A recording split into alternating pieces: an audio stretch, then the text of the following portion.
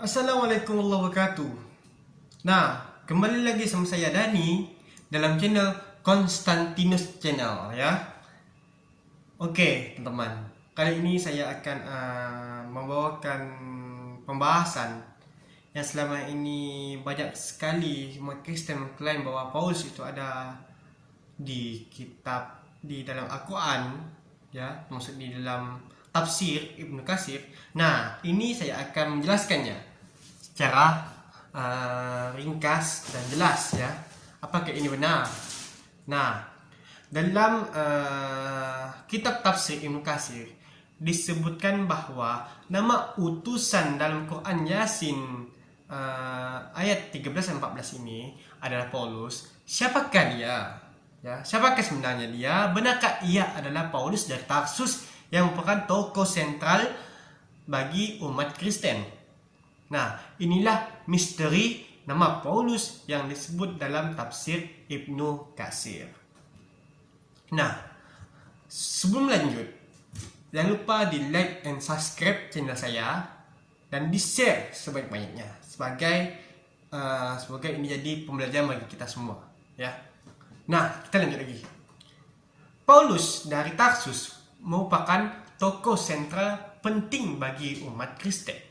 Dalam Roma pasal 11 ayat 13 ia mengklaim diri sebagai apostol dan rasul bagi kalangan non-Yahudi.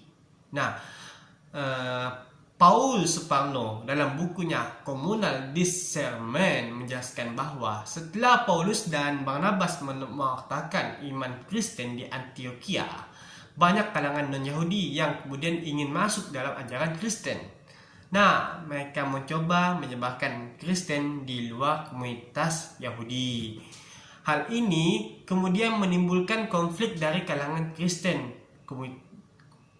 komunitas Yahudi. Nah, khususnya para tetua-tetua dan murid-murid Yesus. Mereka mempermasalahkan apakah Kristen kalangan non-Yahudi harus mematuhi hukum sunat.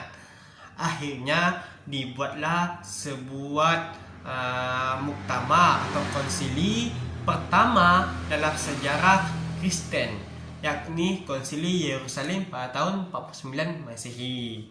Nah, dalam buku Identitas Yesus dan Misteri Manusia, Albertus Sujoko menjelaskan bahwa konsili ini tidak termasuk dalam konsili ekumenis atau konsili yang melibatkan seluruh sekte gereja untuk membahas doktrin Kristen itu sendiri.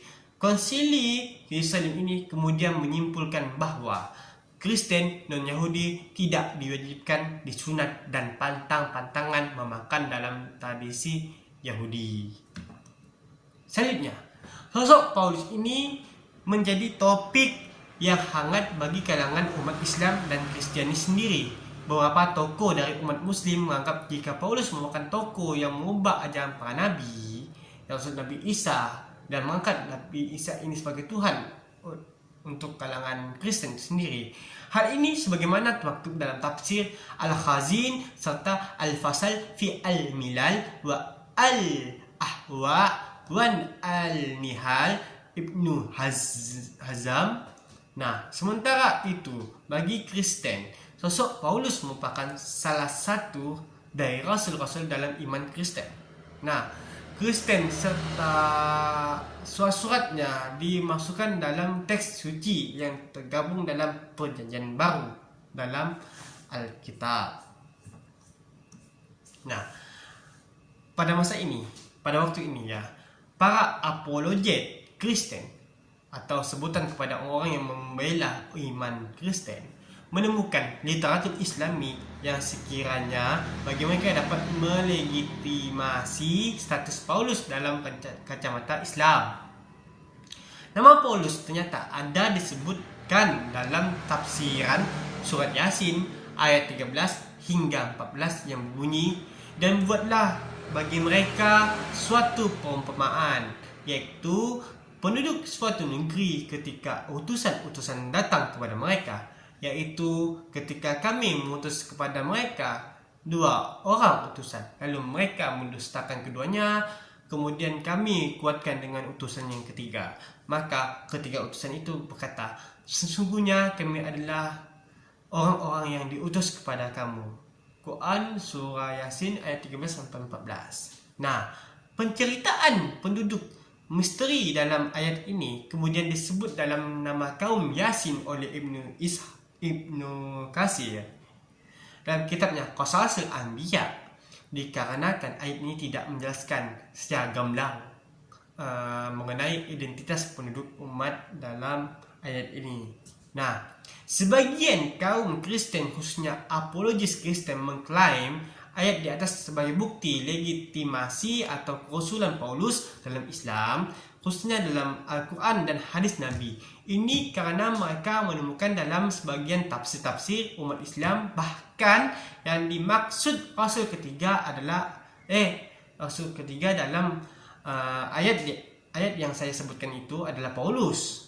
Nah, untuk mendukung pernyataan bahwa Paulus yang disebut dalam tafsir Ibnu Katsir, mereka mengutip pernyataan tafsir Ibnu Katsir yang berbunyi, kami mendukung dan memperkuat mereka dengan utusan ketiga.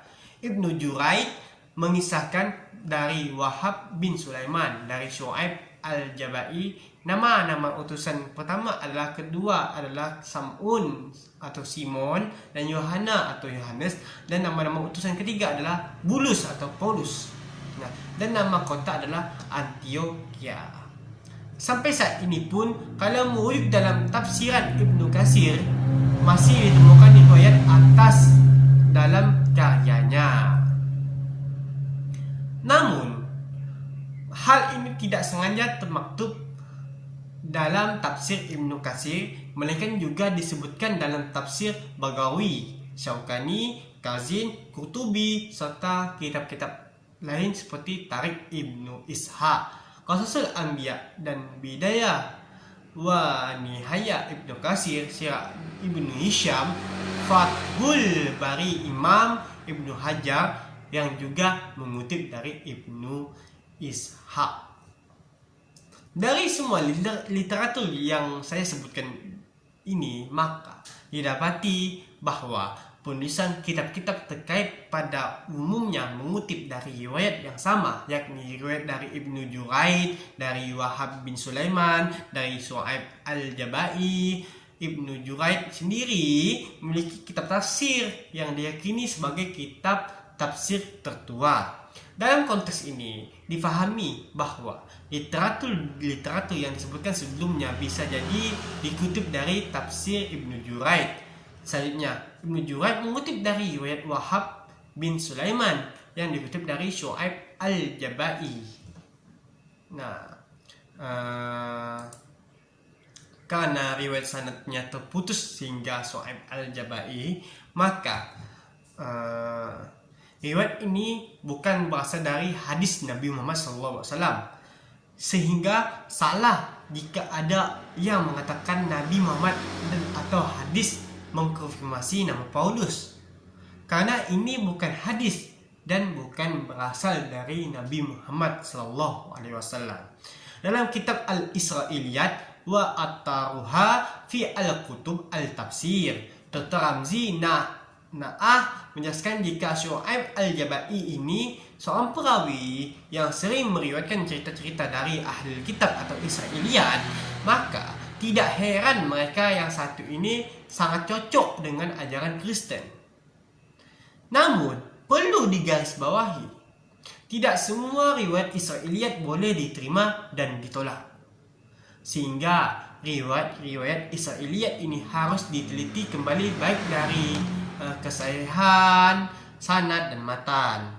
Nah, menurut ilmu rijal atau ilmu yang khusus menelaah profil perawi hadis, riwayat dari Syu'aib Al-Jabai yang memiliki nama lengkap Syu'aib Al-Aswad Al-Jabai ini dikomentari sebagai matruk, sebagaimana yang disebutkan dalam kitab Lisan Al-Mizan oleh Ibnu Hajar Al-Asqalani, kitab Mizan Al-Ittidal oleh Az-Zahabi, serta dalam kitab Syiqaq oleh Ibnu Hibban yang dikutip oleh Syekh Ibnu Hashiruddin Ad-Dimashqi dalam kitabnya Tawdih Al-Mustabah.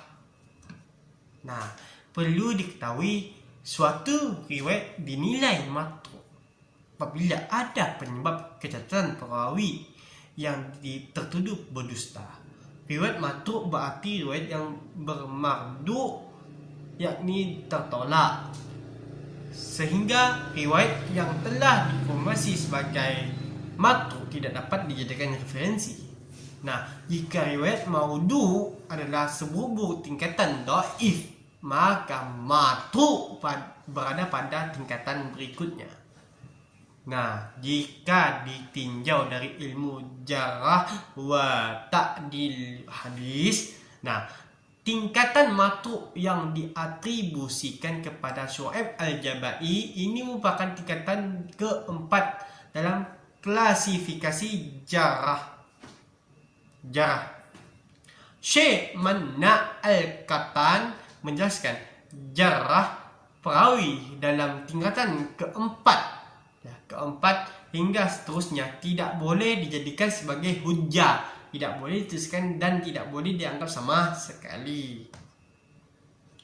Kembali lagi kepada penafsiran surah Yasin ayat 13 hingga 29, menganggap bahwa lokasi penceritaan ayat tersebut berada di Antioquia, sebagaimana pendapat ulama salaf maupun khalaf merupakan pendapat yang lemah sekali, sebagaimana yang dikonfirmasi oleh Ibnu Katsir dalam kitabnya Qasasul Anbiya.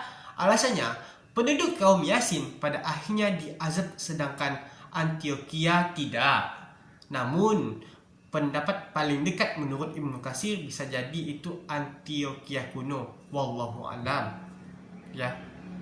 Nah, adapun mengenai termaktubnya riwayat ini dalam tafsir Ibnu Katsir, bisa jadi beliau belum menemukan referensi tentang status perawinya, ataupun memang begitu karakteristik tafsir beliau, karena tafsir Ibnu Katsir merupakan tafsir bil maksur, ya. Dan salah satu karakteristik tafsir bil maksur adalah penafsiran Al-Quran dengan riwayat-riwayat dari Bani Israel, yang umumnya disebutkan dengan Israiliyat, di samping menafsirkan ayat dengan ayat dengan hadis, bahkan ayat dengan perkataan sahabat. Kita lanjut lagi. Ibnu Katsir sendiri dalam tafsir biasanya menukilkan semua riwayat yang terkait dengan ayat yang dibahas. Ngantuk ya. Tapi tak apa, tetap semangat ya. Ya, ayat yang semua riwayat itu yang terkait dengan ayat yang dibahas, baru kemudian di akhir pembahasan beliau menjelaskan tentang status riwayat tersebut. Nah, namun juga bahkan beliau tidak mengkonfirmasi mana riwayat yang dapat diambil atau tidak. Bahkan dalam penafsiran ayat yang saya sebutkan itu, beliau juga memaparkan riwayat lain dari Ibnu Abbas. Jika ketiga utusan tersebut bernama Sadiq, Saduk, dan Shalum, lagi-lagi riwayat ini belum dapat dikonfirmasi hujjahnya.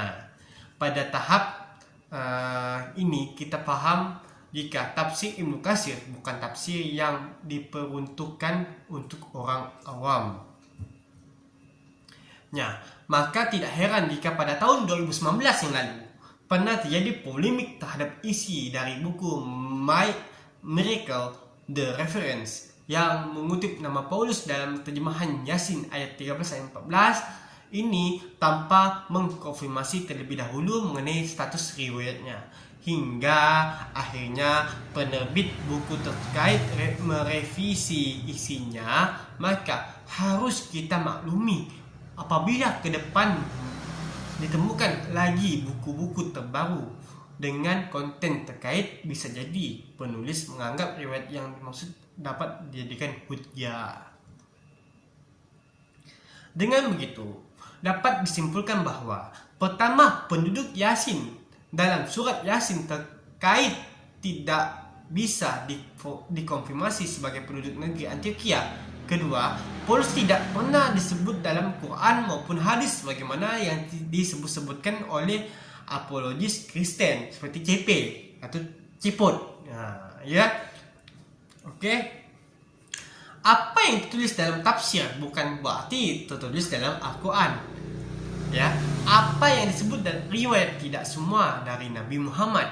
Yang ketiga, riwayat Syu'aib Al-Jabai khususnya tentang Paulus dinilai matruk dan tidak dapat dijadikan referensi atau hujjah.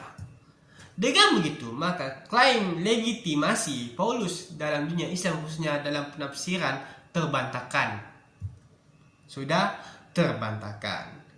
Nah, teman-teman, inilah yang saya sampaikan. Demikianlah ulasan yang saya sampaikan tentang terkait misteri nama Paulus yang disebut dalam tafsir Ibnu Katsir. Sudah saya sampaikan semuanya. Kalau ingin lebih lanjut, silakan klik link deskripsi ini tentang masalah ini ya. Oke, terima kasih sudah menyaksikan. Mohon maaf apabila saya ada salah kata. Saya mohon maaf. Apabila itu benar, itu datangnya dari Allah. Kalau itu salah, itu datang dari diri saya sendiri. Terima kasih atas perhatiannya. Salam damai, salam terjemah. Wassalamualaikum warahmatullahi wabarakatuh. Salam alaikum.